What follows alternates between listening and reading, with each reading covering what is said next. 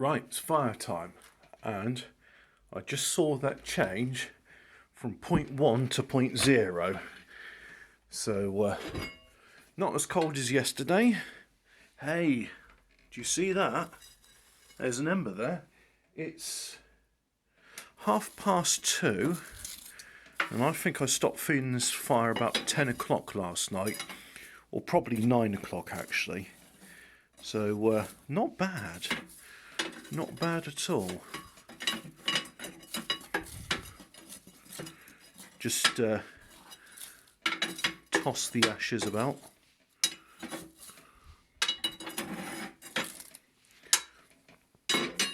Oh, and in response to Guy Fawkes' question of when will I tell the CGI crew that they can go, it's not going to happen. Ever since they've been doing layoffs at Marvel, they need something to keep themselves occupied with. So that's what it's done.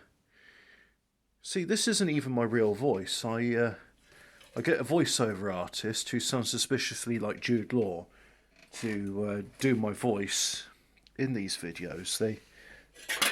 And a lot of effort is done into making it look like it's low effort production of just some guy making a fire. And really,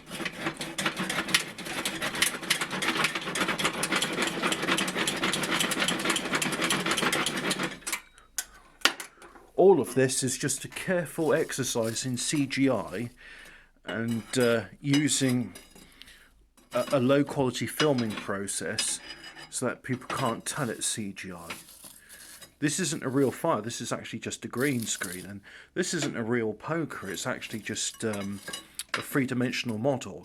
I'm not even holding a poker in my hand, I'm just holding a stick. And they use that stick to put their... I don't really understand the ins and outs of CGI stuff. But, that's it, a three-dimensional model. There we go, yeah, see? Now I'm an expert on CGI. But yeah, there's a voiceover artist and a script, and the VO guy gets annoyed because the director says, look, you have to put the ers in there in between, because he says this is the problem between unscripted and scripted material. When someone's got a script, especially if they're like in the studio and they're just reading it from a prompter in front of them, then they'll just read it over and over, and there won't be any hesitation or delay because actors don't like doing that. Whereas people in the real world will go So you see, that's a skill, and it's quite hard to. But all of that said, it's all done, and I hope you enjoy it. I certainly do. Right, got an old MOT certificate for the car I no longer own, and this service thing. I looked up on my notice board because I put my new eye prescription up there, and I was quite pleased. I haven't been to the opticians for 4 years, and I actually quite liked one of the frames I saw there. And I thought, yep, I can wear those. But then when I did it, he says, well, based on the eye test you've done today, which, by the way, my eyesight wasn't that good that day because I was tired and bleary-eyed. But he says, well, based on this, I advise you to not wear any glasses. And because we got to the last week, and he says, right, I just want to try one more experiment. I said, can you read this? And he gave me some small print to read. And I read it all out. And he says, right, can you try it with this one? I says, oh yeah, that's not as clear. And so he eventually circled back and I said, oh yeah, that one's the clearest of them all. That's brilliant. And he says, well, that's with no lenses in. And I was like, so you're telling me my eyesight's got better in the past 4 years? And I put it down to a mixture of being outdoors in the sun and understanding the importance of the sun, and not reading anything. In fact, the time when my eyesight was really bad, I was doing a lot of reading. Like I'd get through about 2 novels a week, which for me, that's a lot. So about 700 pages a week. And I got sick of reading after that. I mean, I have read since then, but I haven't bought books. I used to buy books quite voraciously up until about 2013, especially when you could get like a book for like a penny, and the postage and packing was 49 pence, and I was like, well, for that price, yeah, I'm going to buy the book. And then that stopped in about 2013. Also, with it's changing because I used to work in a call centre, and I knew my script off by heart, so I would read books whilst I was there. And then when I got jobs where I couldn't read at work, it was no longer applicable. And the last time I bought a book, I think, was around about 2018 or something. It was The Woodfire's Handbook by Vincent Fairkettle, which is a strange name. I always found that name very unusual. And then that name sort of struck in my mind because we did a 14 words episode about Rendlesham Forest, and then the name Vincent Fairkettle came. I was like, hang on, why does that name ring a bell? And then I walked off about halfway during the show, and then I came back and I said, oh look, I've got this book here right in front of me. It's written by Vincent Fairkettle.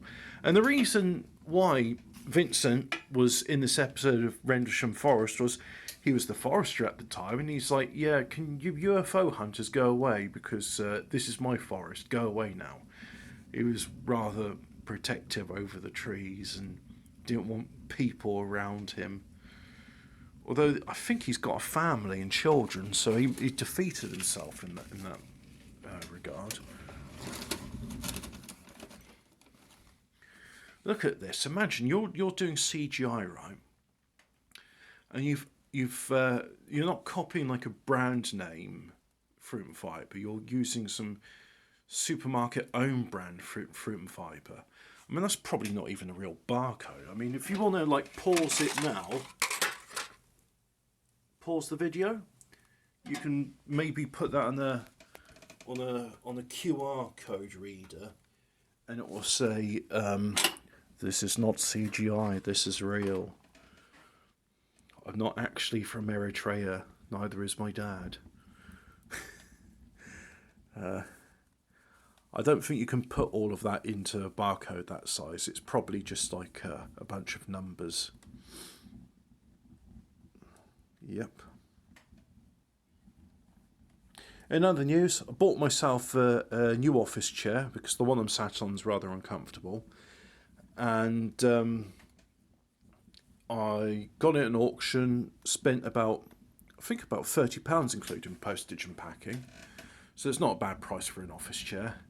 Unfortunately, whoever sent it to me, they gave me 2 headrests, one for an unrelated chair, and they missed half of the nuts and bolts. Fortunately, I had the model number of the chair, so I looked up a assembly diagram, and the assembly diagram includes the sizes and lengths of the bolts. So I've got some M6 and M8s, 20mm ones on order, along with some spring washers and some normal washers.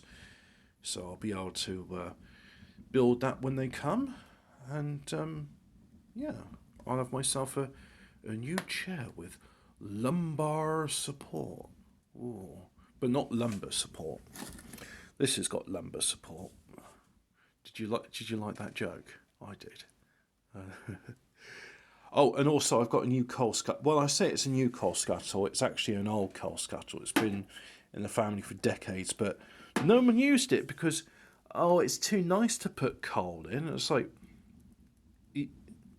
that's like saying a Rolls Royce is too nice a car to drive in. It's literally just, it's designed. Look, it's even got like a shovel built into, and actually this shovel is quite small, but it's actually really practical because it fits the curve of the scuttle. I can get about 3 coals, which actually, considering, I know I say actually a lot, considering the size of the stove here, it's ideal for it. It really is ideal. The only downside is carrying it to and from the place. You have to hold the handles there. It's not, the handle on my old scuttle was better, but unfortunately the sulfur content of the coals in it, they dissolved the bottom of the steel. It was porous and it was no longer fit for purpose, and it was like, well, I'm going to use this one now, and hopefully as it's brass it will be a bit more corrosion resistant. Ooh, that was really hot. I mean, this is amazing CGI, right? It's like they've actually watched a fire and gone, right, the box is actually changing colour as they start burning. They don't just like stay the same colour and then blacken. They, you know, it does this. So the difference between a Marvel film and this, though, is this is a passion project. I mean, the guys that are behind this team, they really like fire, and they've studied it a lot. It's almost as if they watch like fire videos for reference to like carefully understand what a fire should look like, and that's why it looks so realistic. Yeah, I like this bit of kindling. It's got this little flappy bit. You see that? That's loose there. I'm going to see if I can get that to light up. I mean, it will do, but anyway, yeah, that's okay. I think that's done, so I'll log in, as they say. Ha ha ha. That's a fire joke. And will that close? Yes, it will. Right. Show's over. Go away.